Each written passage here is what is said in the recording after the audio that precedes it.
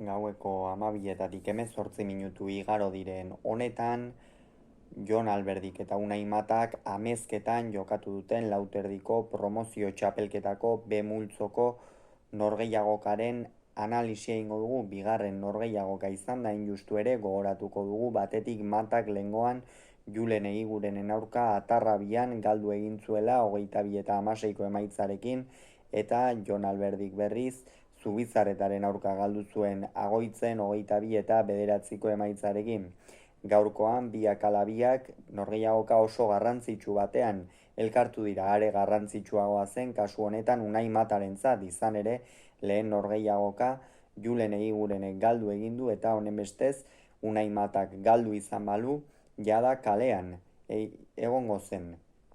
Kontua kontu, 22 eta 20 irabazi dio norgehiagokari sekulako iraulia eman da Unai Matak, eta norgehiagoka oso gora beratsua izan da. Esaten da lauterdia takadaka joaten den modalitate badela, eta gaurkoa halaxe izan da. Hasieran ikusi dugu nola Unai Mata oso hotz sartu den norgehiagokan, sakez bi falta egin ditu, lehen bi sakeak hain zuzen ere bereak falta izan dira, eta horrek behar bada pentsarazi zezakeen Unai Mata norgehiagokatikan edo atera zezakeela.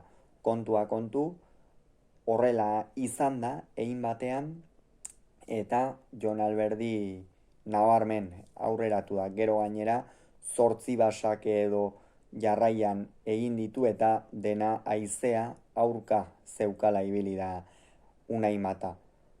Gero ordea sakea berreskuratu du Matak, eta Alberdi jokoaren Alberdiri etzion jokoaren ekimena inondik inora hartzen uzten Unai Matak. Une horretan etzion inondik inora jokoaren ekimena hartzen uzten, eta haranon botileroak hartu duen eta esan dion, partidau gelditu diat, hiri esateko partidau irabazi dezakekela. Eta halaxe izan da, 20-13 zioa zela, 19 eta 8 galtzen joan eta gero, jokoaren ekimenikan hartzen ez dio utzi Alberdiri, esan dugun bezala, eta asmatu eta galdu gabe zuzen jokatuta Unai Matak 20 berdindu du norgehiagoka. Sekulako meritua eduki du Iruñeko Mendillorriko pilotariak, aurrelariak, eta benetan meritu handiko garaipena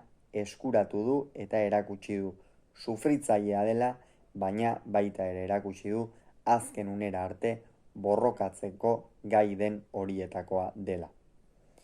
Azkenerako 22 eta 20 kolpe latza Alberdirentzat, eta B multzoa zirraragarri geratu da hirugarren jardunaldi horretarako. Ikusiko dugu ea zer gertatzen den jardunaldi horretan.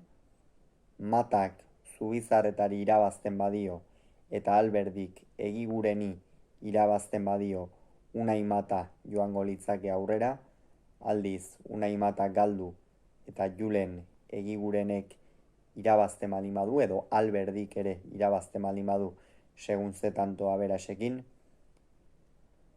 Unai Mata kalean gera daiteke. Beraz, denetik gerta daiteke hirugarren jardunaldi horretan, eta hori ere hemen izango duzue kirolunean.